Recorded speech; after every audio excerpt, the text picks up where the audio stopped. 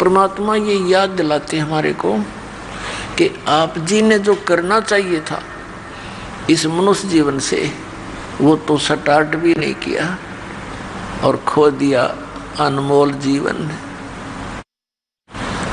अपने आत्माओं, जिस समय हम सत्संग में आते हैं, ये ज्ञान होता है, तो फिर हमारी दशा ऐसी होती है जो पुण्यकर्मी प्राणी होते हैं। कैसी होती है? एक किसान था और वो बाजरे का रुखाला था, बाजरा बोते हैं तो उसके लिए एक मंच बनाते हैं ऊंचा। उसने डामचा भी कहते हैं उसको, जोंडा भी कहते हैं, मचान भी बोल देते हैं। तो वो उस मचान के ऊपर खड़ा होकर के गोफिया बनाता है। गोफिया, उसमें एक डला डालकर और उसको ऐसे फटकार कर फेंकता है। चिड़ियाओं को, पक्षियों को उड़ाता है जो बाजरे की बालियों को हानि पहुंचाती हैं। तो उस आवाज़ से और डले की आसपास गिरने से वो चिड़िया भाग जाती है उस खेत से। तो उसके लिए किसान क्या करता है, छोटे छोटे मिट्टी के गोले बना लेता है और उनको रख लेता है अपने मटके में सुखा के। फिर उनको ऐसे गोफिये से फटकारता रहता है, जैसे गिलोल टाइप होता है। एक बार वर्षा घड़ी होगी, उसके सारे गोले भीज गए। एक साथ में छोटा सा टीला था, ऊंचा सा पहाड़ टाइप था, छोटी पहाड़ी सी। उसने सोचा चल वहाँ से पत्थर उठा लाता हूँ। 1 किलोमीटर की दूरी पर था।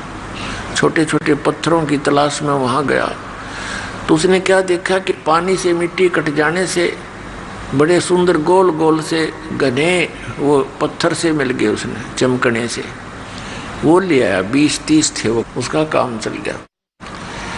तो वो लाया था वहाँ से वो चमकने से पत्थर, गोल गोल से, इतने मोटे मोटे 200-250 ग्राम के, जो उसके लिए बहुत सूटेबल थे। उधर से उसकी पत्नी छोटे से बच्चे को लेकर, उसकी रोटी लेकर खेत में गई। तो क्या किया, बच्चे ने वो पत्थर उठा लिया एक, जो चिकना चमकना सा था। वो खेलता खेलता उठा लिया। उसकी पत्नी घर आ गई, उसको खाना खिलाकर बच्चे को ले आई। बच्चा उसको हाथ में ले आया। अब उसकी पत्नी ने कुछ सामान लाना था। उसने सोचा ये पत्थर है और दुकानदार को दे देती हूँ, और नहीं तो इसका कोई बट्टा बना लेगा अपना बाट। उस पत्थर को लेकर वो सेठ के पास गई गांव में। उससे कहने लगी, जी ये आपका कोई काम आवे तो ये देख लो, कुछ मुझे इसका बदले में दे दो, जो दे सकते हो, नमक मिर्च कुछ दे सकते हो तो आपका ये काम आ जाएगा, बट्टा बना लो। उसके पास बैठा था उसका रिश्तेदार, वो जोरी था। वो तो तुरंत देख गया कि वो तो भाई पत्थर को नहीं, लाल है। तो सेठ बोला, भाई ये तो लाल है। तो उसकी पत्नी, उस किसान की पत्नी से सेठ ने कहा, बहन कि क्या सामान लेना चाहती है, दे दो जी, जो दो आपकी मर्जी। अब ठीक है, 20 मन तो बाजरा, यानी बाजरे की बोरी दे दी, 5-7 शक्कर की, गुड़ की, कई आइटम, उसका घर भर दिया।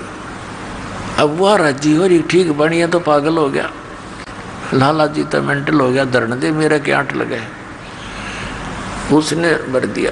तो वो किसान आया सामने, वो देखा घर की तरफ कि ये कहाँ से लाई तू, कि ऐसे ऐसे ही दो, एक बट्टा सा था, लड़का ले आया और मैं गई थी ऐसे ऐसे, भी सेठ को दे दूंगी, अपना बाट बना लेगा बट्टा। मैंने कहा उससे, जी दे दो जो देना, और इसके बदले छोटा मोटा आइटम सोचो थी, नमक मिर्च दे देगा। उसने तो ये कहा कि ले जा बहन, ये तो बहुत कीमती है, पत्थर नहीं है। और उन नयू घर भर दिया, इतना सामान दे दिया। अब उसने क्या किया कि उन पत्थरों को लाल थे वह उसके पहचान में नहीं आई। उनको ऐसे गिलोल में डाल गोफिये में और ऐसे फटकार दिए। साथ में नदी थी, दरिया बह रही थी। अब उस सारे के सारे उस दरिया में पड़ गए वो। उसका तो अपना मतलब था कि इतने बड़े पत्थर हैं लेकिन टिड्डिया उड़ जाओ।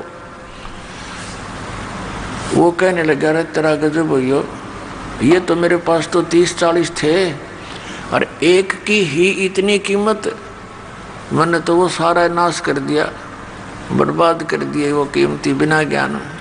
तो पुण्यात्माओं, इस मनुष्य जीवन के जो श्वास हैं आपके, ये इतने कीमती हैं जिनको बगैर ज्ञान के, बगैर सत्संग के हम ऐसे उस भोले किसान की तरह इसका नाश कर रहे हैं। और जिसमें आपकी आत्मा के अंदर ये तत्व ज्ञान समावेगा, आपके पीछे गया हुआ जीवन घना याद आवेगा। पछताया करोगे, बैठ कर रोया करोगे कोन में, ये क्या करे हमने सारे जीवन में, डले डोए। पुण्यात्मा